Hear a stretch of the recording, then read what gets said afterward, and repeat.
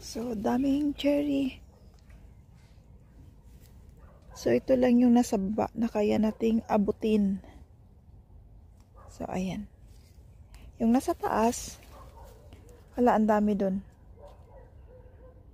Ito medyo overripe na to.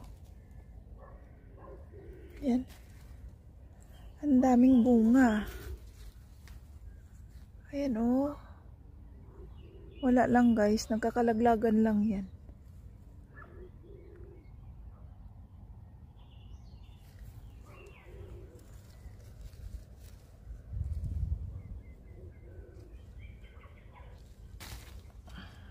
So dami. Hindi naman natin abot.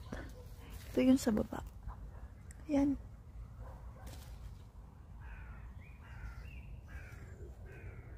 Ito yung mga cherries.